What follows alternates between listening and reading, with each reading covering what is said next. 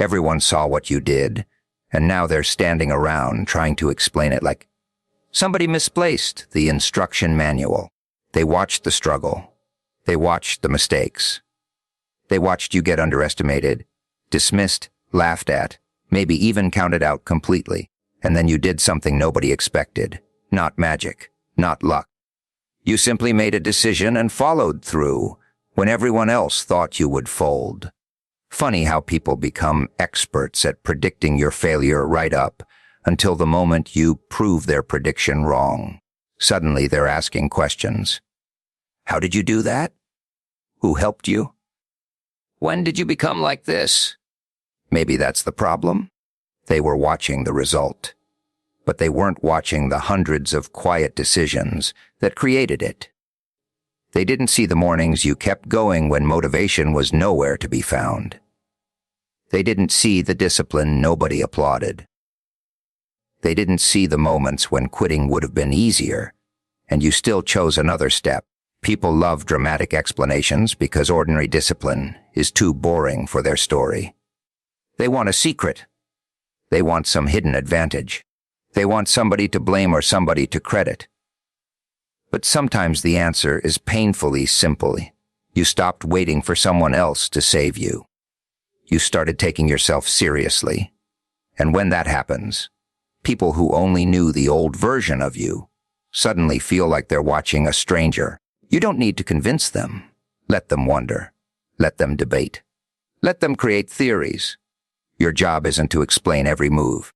Your job is to keep moving with enough discipline that your actions become harder to dismiss, while the people who thought they had you figured out are left staring at the evidence, trying to understand how the person they underestimated became the person they can no longer explain.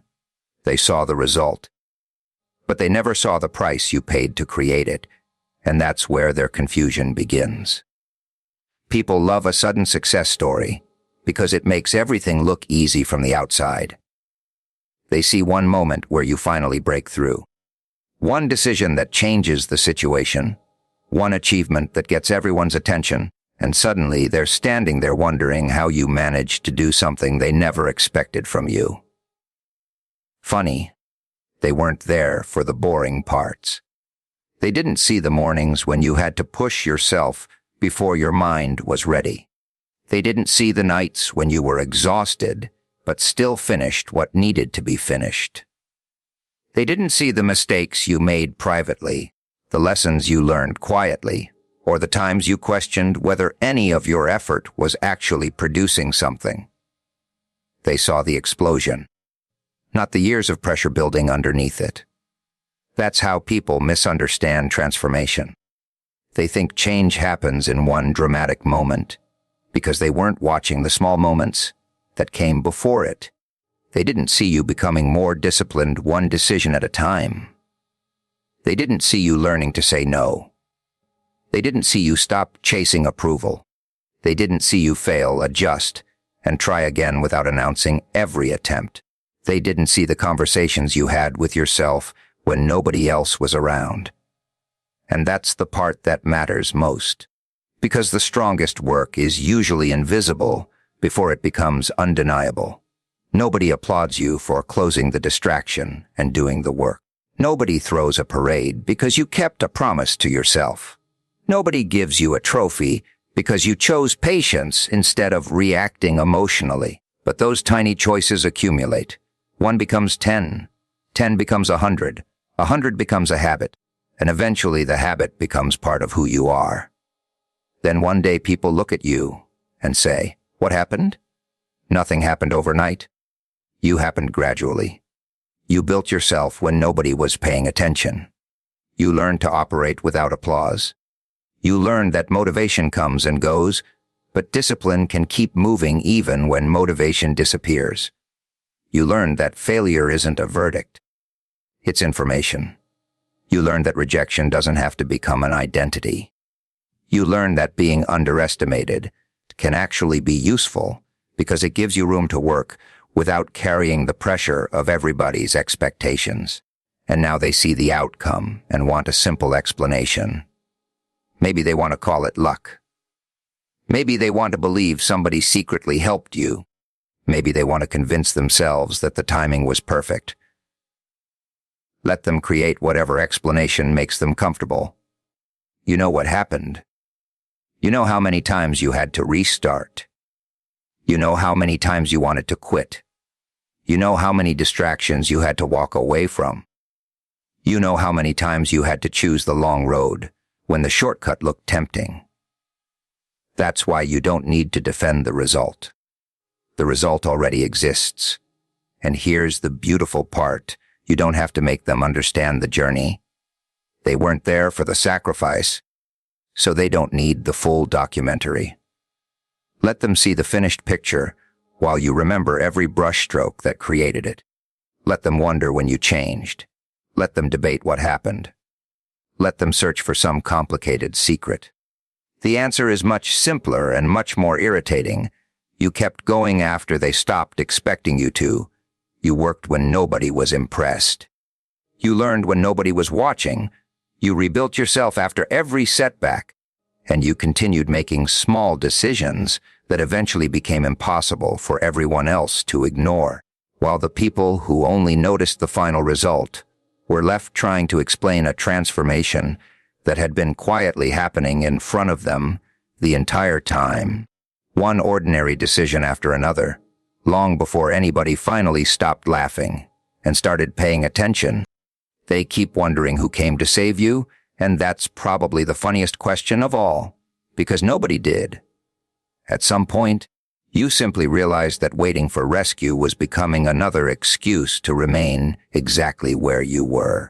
You can spend years hoping someone will notice your struggle, understand your potential, offer you the perfect opportunity, or finally say the words that make you believe in yourself. Meanwhile, life keeps moving. The calendar doesn't stop because you're uncertain. The world doesn't pause because you're waiting for confidence. Eventually, you have to decide whether you're going to keep waiting for somebody else to change your circumstances or start changing the things you actually control. That's where your transformation began. You stopped asking, "Who will help me?" and started asking, "What can I do?" That question changes everything because it moves the responsibility back into your hands. Maybe you couldn't control what happened to you, but you could control what you did next. Maybe you couldn't make people treat you fairly, but you could decide what behavior you would tolerate. Maybe you couldn't guarantee success, but you could improve your preparation. Maybe you couldn't remove fear, but you could stop letting fear make every decision. That's not pretending you don't need anyone. Humans need support. There's nothing weak about accepting help from good people. The difference is that you stopped making your future dependent on someone else's arrival. You stopped waiting for the perfect mentor, the perfect partner, the perfect opportunity, the perfect amount of money, the perfect mood, or the perfect moment. You started with what you had, and maybe what you had wasn't much. Maybe it was simply an idea, a little time, a willingness to learn, or the stubborn decision not to quit. Fine, that's enough to begin. People often underestimate how powerful responsibility becomes when you stop using circumstances as an excuse for permanent inaction. Responsibility doesn't mean everything is your fault. It means you refuse to surrender your choices to everything outside your control. That's a massive difference. You can acknowledge that life has been unfair and still ask what your next move is. You can admit you're tired and still decide what matters today. You can recognize that someone hurt you without allowing them to control the rest of your story. You can accept that the past happened without making the past your permanent address. And once you start operating like that, something changes in the way you carry yourself.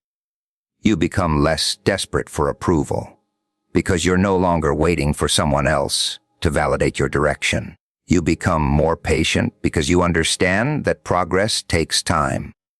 You become more disciplined because nobody is coming to force you to do the work.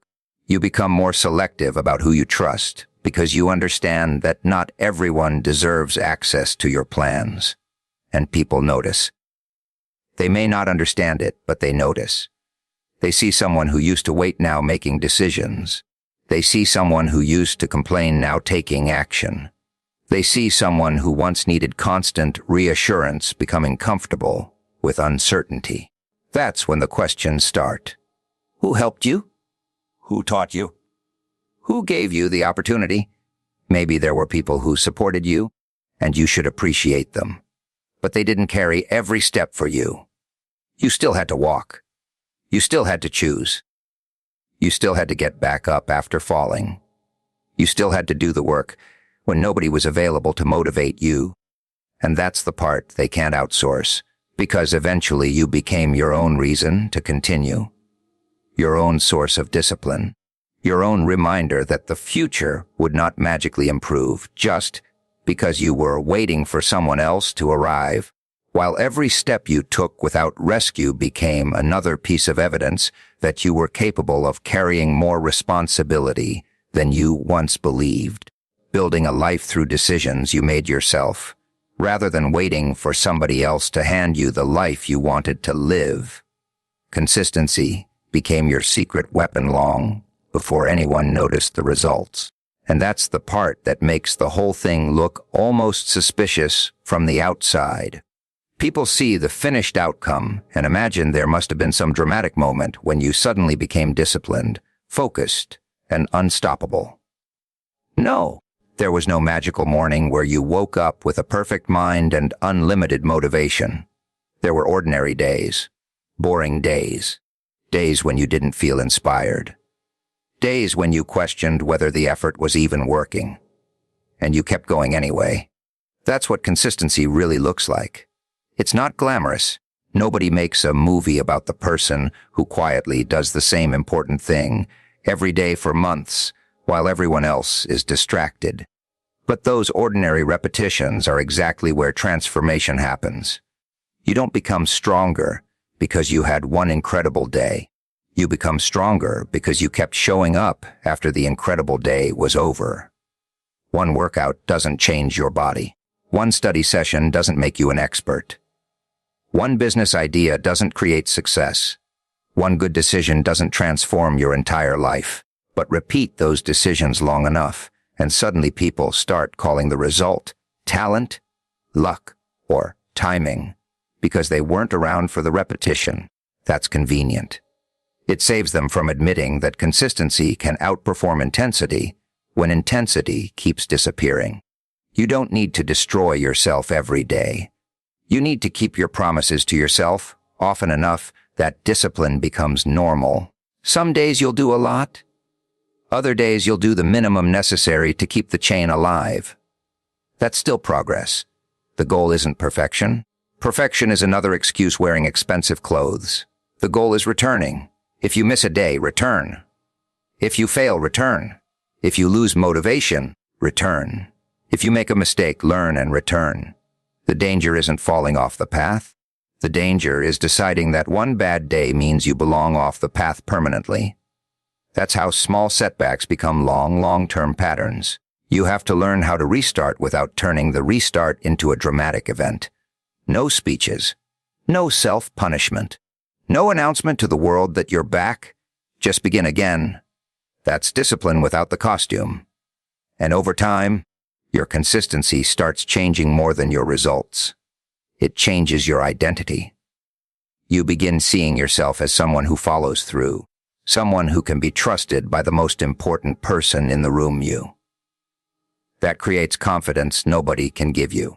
Not the shallow confidence of believing you'll never fail, but the deeper confidence of knowing that if you fail, you'll recover. That's powerful. You stop fearing mistakes because you trust your ability to respond to them. You stop needing perfect circumstances because you've learned how to make progress in imperfect ones. And eventually, the people around you notice that you're different. They don't understand why your results keep improving while theirs seem to come and go.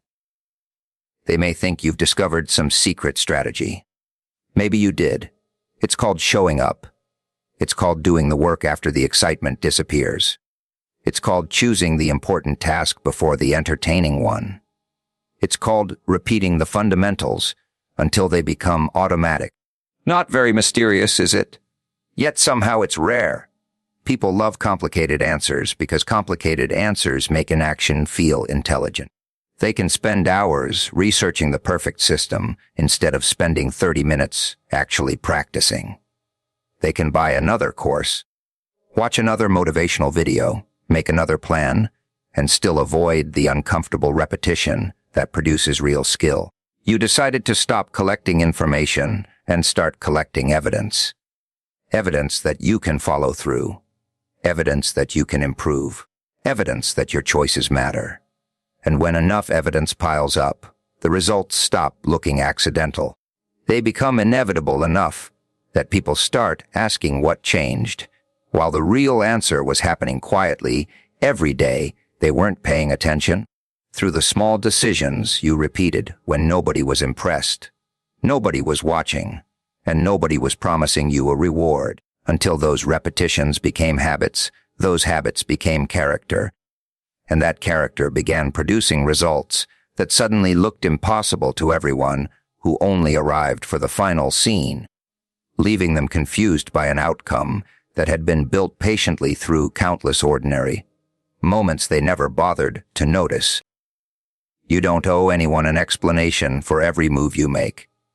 And that's probably what makes people uncomfortable now. They were used to having access to your thoughts, your plans, your reactions, your next decision, maybe even your weaknesses. They knew what you were trying to build because you told them. They knew what bothered you because you reacted. They knew what you feared because you explained it. Then something changed. You became quieter. Not because you had something to hide, but because you finally understood that announcing every move gives everyone else a front row seat to a life they're not responsible for building. Suddenly people start wondering, what is he planning? Nothing dramatic. You're simply working. That's the funny part. People expect mystery to involve some complicated secret, when sometimes the mystery is just a person who stopped explaining themselves. You don't have to post every achievement. You don't have to announce every goal. You don't have to tell everyone when you're struggling, and you certainly don't need to broadcast every setback just so someone can feel sorry for you. Some things are better built quietly. Let the work exist before the announcement. Let the results speak after the effort. Because when you constantly explain what you're going to do, people judge the promise instead of the outcome. They can criticize an unfinished plan. They can laugh at an idea before you've tested it. They can discourage you before you've developed enough confidence to continue. Why give them that opportunity? You can listen to advice without handing over control. You can learn from criticism without allowing criticism to determine your direction.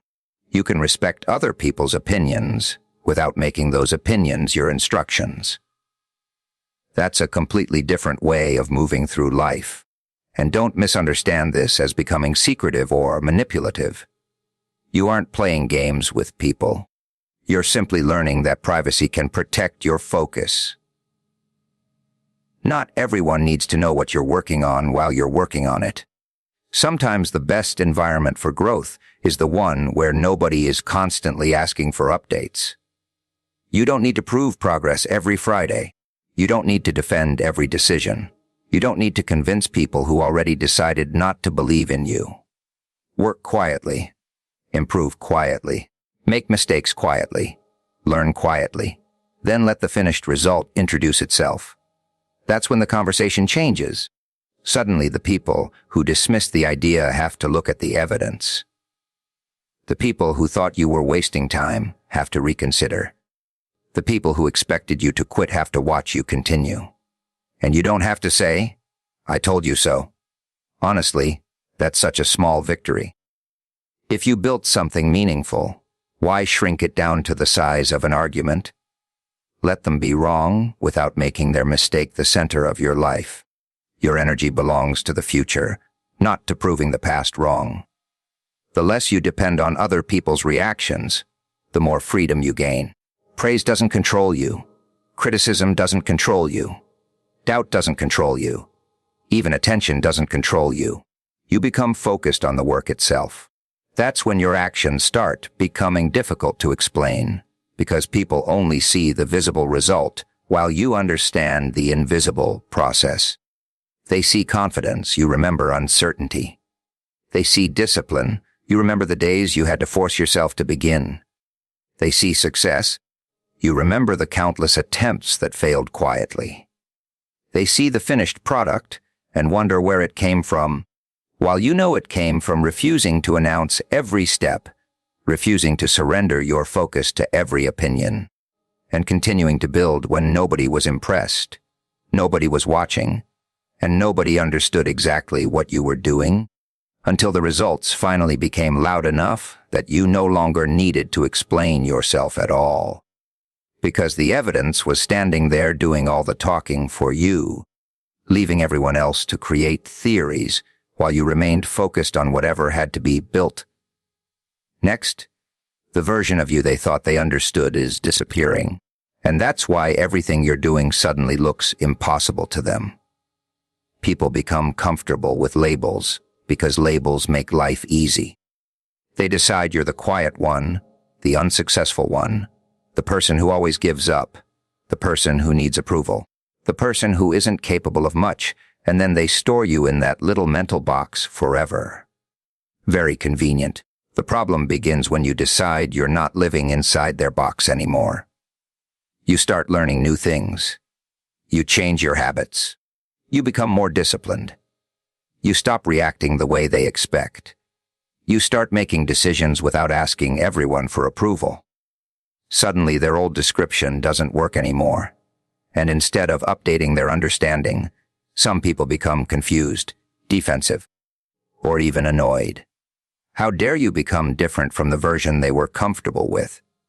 But here's the truth. You are not obligated to remain predictable just because other people built expectations around your past. You are allowed to evolve. You are allowed to become more confident after years of insecurity. You are allowed to become disciplined after years of procrastination. You are allowed to become peaceful after years of chaos.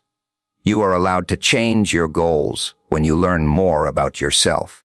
You are allowed to outgrow environments, habits, and relationships that once felt normal. Growth means something has to change. Otherwise, you're just decorating the same cage. And don't expect everyone to celebrate your transformation. Some people liked the old version because the old version was easier for them to understand. Maybe you were always available. Maybe you always explained yourself. Maybe you accepted behavior you wouldn't accept today. When you develop boundaries, people who benefited from your lack of boundaries may call you selfish. When you stop chasing them, they may call you arrogant. When you focus on yourself, they may say you've changed. Yes, that's the point. Change doesn't mean you've become cruel. It means you've become more intentional. You can still be kind without being easily manipulated. You can still care without carrying everyone else's problems. You can still forgive without reopening every door. You can still respect people without allowing them to disrespect you. That's what evolution looks like when it isn't just a new haircut and a motivational quote. It's internal. It's the ability to choose differently because you understand yourself differently. And the most powerful part is that you don't need to announce the transformation. You don't need to tell everyone, I'm becoming a new person. Just become one. Let the changes appear through your choices. Let your discipline show up in your schedule. Let your confidence show up in your boundaries. Let your growth show up in your results. Let your peace show up in what you refuse to react to anymore. Eventually, people will notice. Some will be impressed. Some will be confused. Some will pretend they always knew you had it in you. That's fine. You don't need to correct the historical record. You have better things to do. Your future requires your attention. And the more you grow, the less interesting the old arguments become. You stop caring whether someone finally admits you were capable. You stop needing them to apologize for underestimating you. You stop measuring your progress by how shocked they look. That's freedom. The goal was never to become someone they couldn't explain, just for the satisfaction of confusing them. The goal was to become someone you respect when you look in the mirror. Someone who keeps promises to themselves. Someone who can handle pressure without losing their identity. Someone who can walk away without hatred. Someone who can succeed without becoming arrogant. Someone who can fail without becoming hopeless. Someone who keeps evolving even after everyone else has already decided they know exactly who you are. Because the most powerful transformation isn't the one that makes other people speechless.